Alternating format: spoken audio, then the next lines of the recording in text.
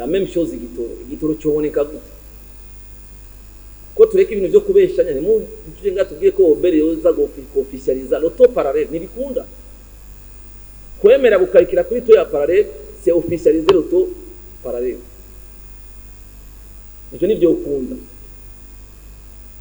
ahubwo twigi kibazo amafaranga yozana niho nibaza ko tuba dutoye inyishu nyayo inyishu nyayo riboneka hehe ni muri strategie de stabilisation macroéconomique turiko turavuga ni bihe turiko turakora muri politique budgétaire ni bihe turiko turakora muri politique fiscale twese hamwe hapana obere gusa ni bihe turiko turakora muri politique monétaire ni bihe turiko turakora kuri politique de change baenda bivuga muze mudufashe ni muze mugikuremo nk'ubu hariho disposition dushaka gushira muri loi de finances iza turashobora kwisanga facilement on dépense 10 millions de dollars pour les frais de mission à l'extérieur 10 millions de dollars ayo mafaranga murazi tuyahaye abakozi biwacu barayagarukana basubiza kuri machine wa ubu rero cyako introduce ndambaye ndabisaba hakiri kare ugenda wese azoja muri mission tushira amahera kuri carte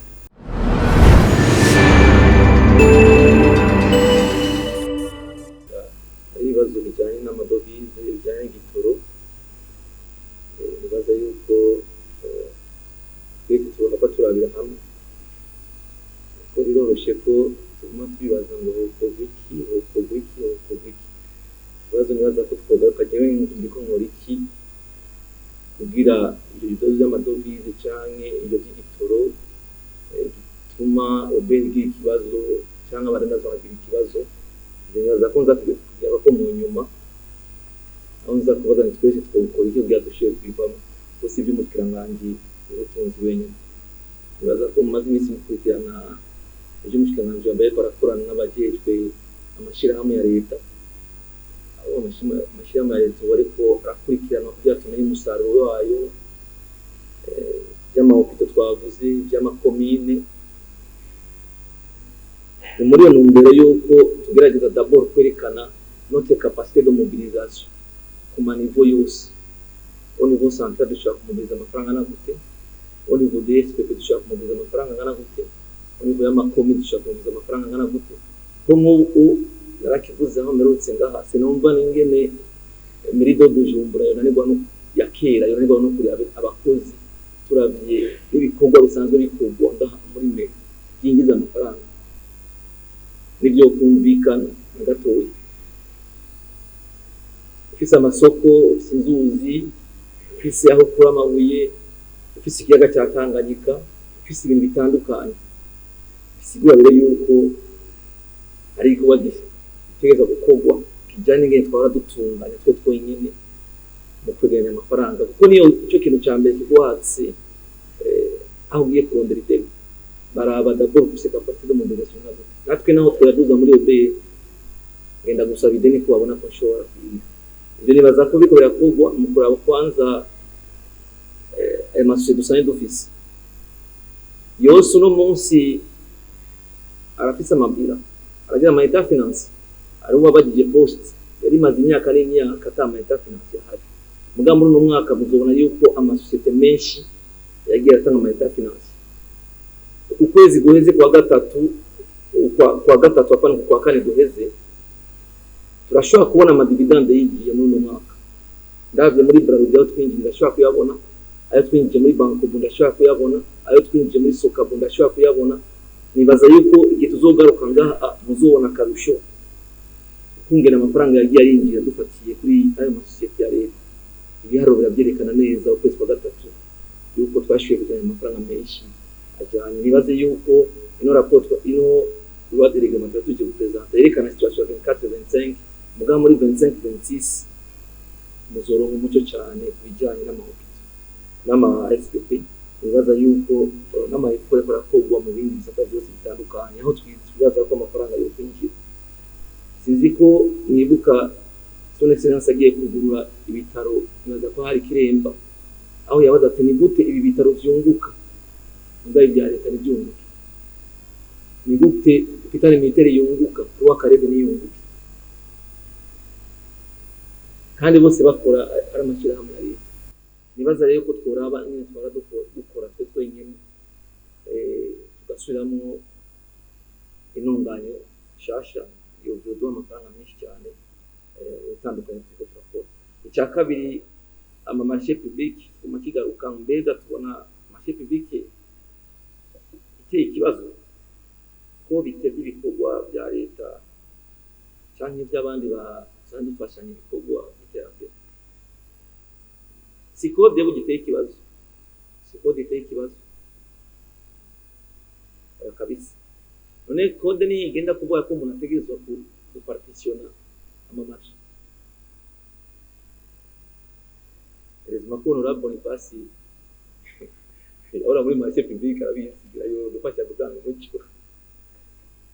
Ahanini bujya n'abantu kibazo si itegeko. Kuko marché barayibona neza bakabona ko itegeko rimeze neza. Kuva kurujya mu beneficiaire n'ubundi basanga marché bagiye bayipartitiona kugira bajya muri competition. Nibaza rero ko twokora mugabo ibiko birakogwa nibaza ko ari byinshi cyane ku mafaranga ya leta. Iyi decentralisation tiko turavuga no munsi nuko tutifuza mwarabonye ko twasuye ama ordonnance yerekana ibishobora kuba exécuté au niveau ya commune n'amaseuil ku type de marché ku biens de service turerekana ibidakenewe kuduga muri finance, turerekana ku mafourniture ibidakenewe kuduga, turerekana ku matravaux ibidakenewe kuduga. Isoko yo kubaka ikiraro hagati y'imitumba ibiri cyo inda kuduga muri finance. Isoko ryo kubaka ibirase bibiri muri zone byo inda kuduga muri finance. Nibaze ko decentralisation rero byinshi bizotugwa muri no ntunganya shasha. Ama marché public ategeza ko afise abantu bashika 15 mu ntara.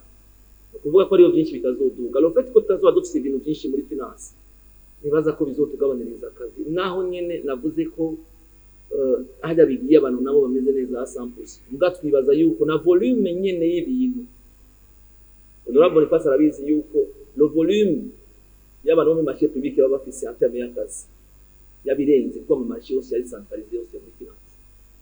Murabizi quand l'offre la demande est supérieure à l'offre acaba mu marchandage ubwira inyarukiriza.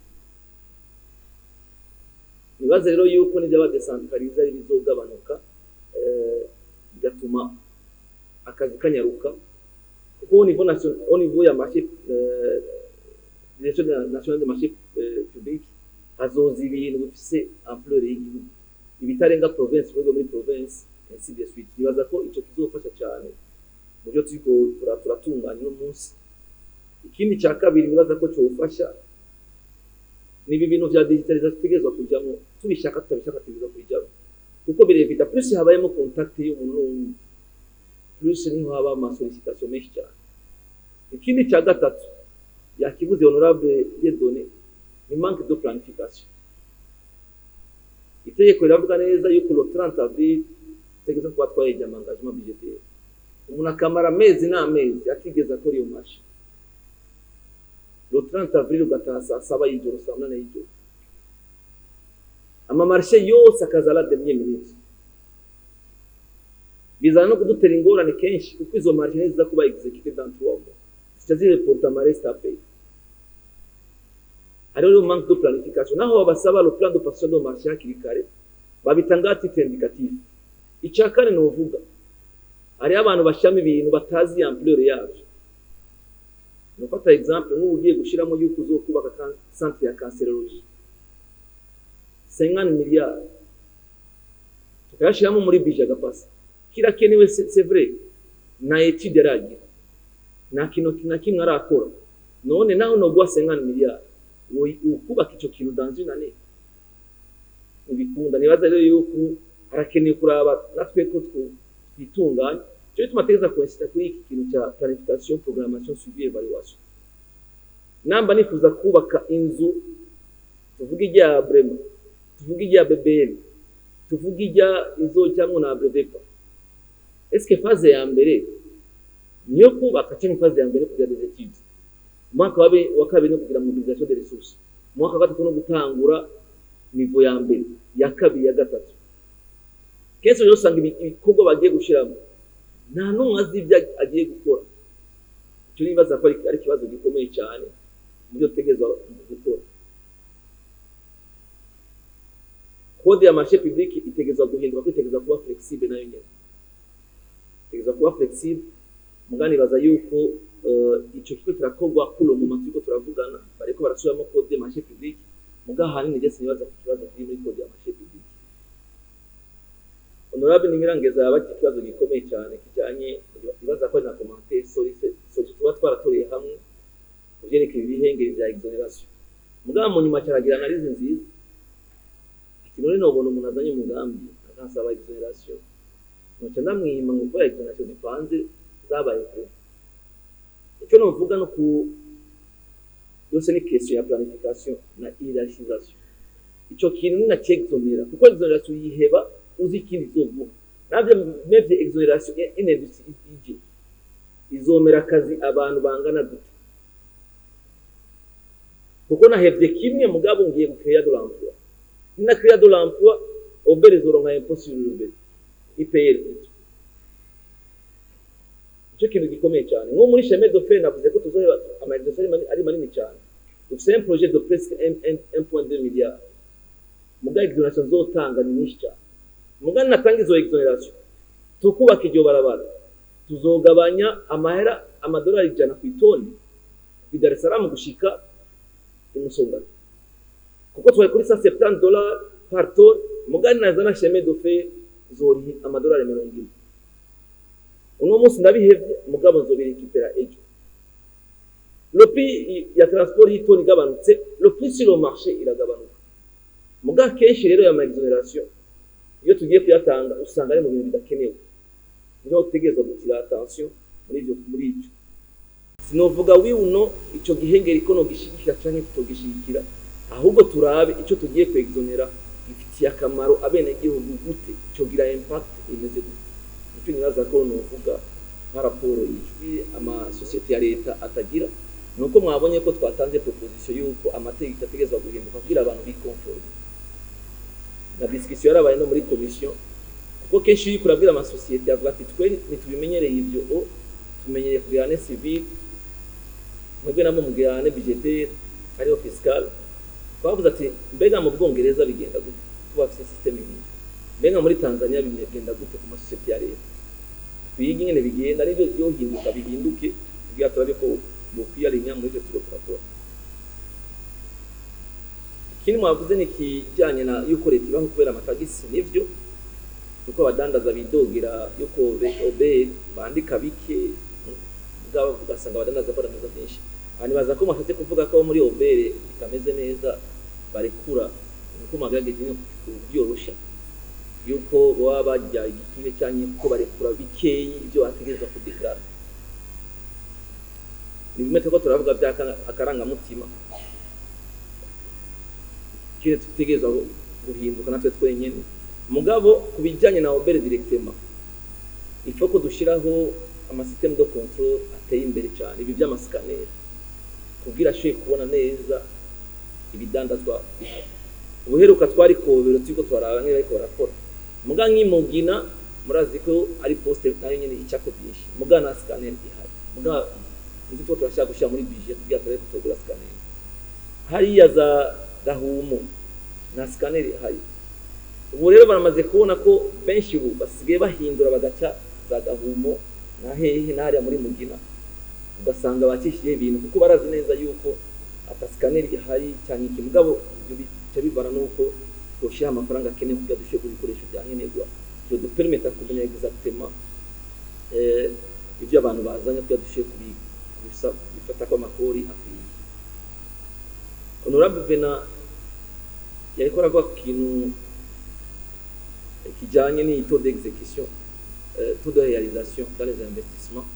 Yerekana ihari investissement igira muri development muri bya vision turimo bya transformation structurelle, baza ingingo ziko zirafatwa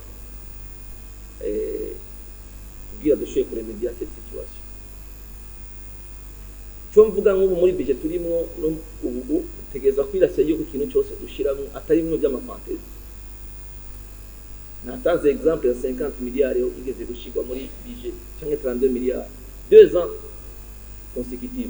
consécutifs cancérologie na étude amara hageze akatatumananisation barigeze gushiramo 50 miliyari yo kurehabilita piste ya aéroport y'Ibujumbura yatomvye ananiration kubera iki na préparation na planification yakoze hakiri muga ko twari muri budget moyen kenshi babati nitwe yashira muri hagira ko bihera tuzo transfera tuyakoresha ibindi ugasanga amafaranga agiye uko ukarindira ko bigira impact ko cyahindura na nature économique de la dépense cyabihindura uburo nuko tutegeza kuba secteur bagishizemo ubu isi ko gikora nabivuze muri exposé de motif natanguriye nko kuma marché public y'ibintu byatanguye tuzi ko bitarahera nta kintu dushiramo gishashi utarahize bya mbere muri mini santé mwarayibonye neza nta gusubira kuba kindi CDS nshashi cyangwa hospital nshashi tutaraheze ziriya ntumbi na cyane cyane zijya ugwari yasize hagati na hagati hariho Nyabikere hariho Busoni hariho mu Kabezi hariho ngaha kwijabe hari mu Kamenge barazi neza yuko izo zitegezwa guhera imbere yuko dushaha izindi kuko tuzokwisaga turi mu gihugu cy'amashantier ata impact tubona inzu yubatswe nihere na impact igira nicyo novuga par rapport y'ivyo byo twiko turakora mariko murabaza ati bon exemple ni baza ko na honorable Dieudonné yakivuze ati ni zihe projet zitakoze natanze exemple ya chemin de fer ni byavuye ku Burundi nuko c'est un projet iri mu bad irimo n'abandi hariho des procédures à suivre ni naco nyene kiri mu bintu bitubloka ukuntu ushobora gufata amahera murazi ko muri chemin de fer ni projet dukorana na bad yazanye $100 millions Burundi bushaka ni bushamwe l'équivalent 100 millions naharo Burundi kugira bagire démarrage des activités cyangwa recrutement tutegerezwa kumvikana ngere bigenda kenshi rero usanga bifasha umwanya mugabo naho nyine ngaha bisaba yuko tuvugana kenshi bya dushore kwa avancer muri ayo méthode d'investissement adugi imyidogo y'abadandaza tunavuze ko ndakibika turaza kugaruka ko twese dufashanye nyine turanye dollar ryoboneka kugira rigabanuka ibyo difference igabanuka nuko riboneka soko tuguma twido nuko riboneka gute la même chose igitoro cyoboneka gute ko tureka ibintu byo kubeshanya ni mu tuje ngatubwiye ko obere yoza go officialiser l'auto parallèle nibikunda kwemera gukarikira kuri to ya parallèle c'est officialiser l'auto parallèle nicyo nibyo ukunda ahubwo twiga ikibazo amafaranga yozana niho nibaza ko tuba dutoye inyishu nyayo inyishu nyayo riboneka hehereye ni muri strategie de stabilisation macroéconomique turiko turavuga ni bihe turiko turakora muri politique budgétaire ni bihe turiko turakora muri politique fiscale twese hamwe hapana obere gusa ni bihe turiko turakora muri politique monétaire ni bihe turiko turakora kuri politique de change baye ndabivuga muze mudufashe ni muze mugikuremo hariho disposition dushaka gushira muri loi de finances iza turashobora kwisanga facilement on dépense $10 millions pour les frais de mission à l'extérieur $10 millions ayo mafaranga murazi tuyahaye abakozi biwacu barayagarukana basubiza kuri machine wa ubu rero shaka introduce ndambaye ndabisaba hakiri kare ugenda wese azoja muri mission tushira amahera kuri carte amahera ni gwawe agume kuri carte visa ndazi yuko bitazokwakirwa neza mugase une façon yo kuregula kuko le rôle y'idollar c'est pas kuza kuvunjisha barahinduye le rôle y'idollar idollar cyangwa devise nibyo kurangura hanze sijyo gukoresha sur le marché national sino tubikoze gutyo twibaza ko twaronsa amarundi menshi mugabo on serait en train de dollariser l'économie c'est très dangereux igihugu kidafise ifaranga agira c'est très dangereux l'histoire ya Congo murayizi l'histoire ya Zimbabwe murayizi muga twibaza ko twese twatunze ni vision monétaire twatunze muga na yamuha agashaka kuri carte ajya sigaje atahejeje na yarotira ngaha turabizi muga ni hakenera ko kuja kugura ikintu hanze nazo suya kuja kugura mu ADG wo muri banki azofisa amahera kuri carte nibaza ko kiri très simple ico kuko turondera ama solution miracle ariyo des solutions ziri très simple nabahaye ibiharu 10 millions dollars turashobora kuzana mari turangana gute y'ibito mugagarira mu bantu twese turayagarukana tukaje tuyagarda muhira mugandazi yo ni solution très simple umukozi wese on alimente sa carte bancaire nanu yakwatsa ayo mafaranga si tu fais des économies c'est tant mieux mugabo le jour uzokenera kugura umuti hanze umuvyeyi nuzoza kugura umwadeje umwadeje ni agira ama sollicitation makeyi cyane nazosubira kugira ama speculation ni ibintu très simple iyi programme de stabilisation macroéconomique ni birimo vyose tegeza kubikora. Deuxième élément avec cette carte, il est la transparence. Umuntu nazogenda mu miso atatu y'ububeshi nitubimenye. C'est très simple. Nibaze rero yuko iki cy'amadolari to officiel cyangwa iki tureke guca ku ruhande tubeshanya. Si kibazo ciwande na cyo notore nishigiye nyine. Ni kibazo cyuko abantu bumva ko twohinduka ngine dukora. Nico rero nubaza ko novuga kwa raporo. Aho niko navuze ku mafaranga y'amadolari. Amafaranga y'amarundi akoreshwa ngaho. Facile mu muntu uramusanga muri atelier zitanu. La même période yarazihembwe. Ari Gitega yasinye Buyakere International yagiye muri PNUD Ingozi arasinye. Birabaho ivyo kandi azi ko mubizi mu bintu by'amaproje. Donc rero dufashanye mu byo twiko turakora ni urugamba niyo nibaza ko twogira tworushwa kuneshereza hamwe twese kubijyanye na rémunération des salariés itakoze kwari aruhombo runini ku gihugu nivyo n'uruhombo nivyo navuga yuko ari mauvaise planification. Turazi neza yuko recruitment yishizemo ukwezi kwindwi nzoguta ukumwana nzoguta naho no les procédures zisembe mugabo gasanga muntu ya prévoyer amafaranga recruitment y'umwaka wose kandi azi neza yuko bifata procedure. Ikindi ni muri nzego zikomakomeye z'umutekano n'ahandi naho nyene kuko murabona yuko bifata umwanya recruitment n'ibiki byose kenshi usanga ba prévoyer ugasanga amafaranga nagiye gukora. Bibaza rero yuko dufashanyije byoza kudufasha gutora inyishu. Honorable Patricie yabagikira cyo amatransfer y'amafaranga abakozi bavuye muri ministeri bakaja gukora ahandi mindi ministeri. Icyo nibaza yuko naho nyene c'est la règle kuko kenshi nibaza kuvuga ati je navuye nganagiya bifata umwanya yuko aza kwivuga muri fonction publique muga avec la digitalisation nabiya bya cyetino ya carrière byo dupermeta kumenya ama mobility. Icyo twiko turakora kuri no saha nuko ubu nta mushahara dushiramo umukozi tuteko turabona muri no biji hari kujya musaba muri article 64 ya loi organique relative aux finances publiques ivuga yuko itegeza kuba ari annexe les effectifs bitegerezwa kuba birimo comme ça bidupermeta kumenya abo tuzoremplacer n'abazoba recruter hakiri kare.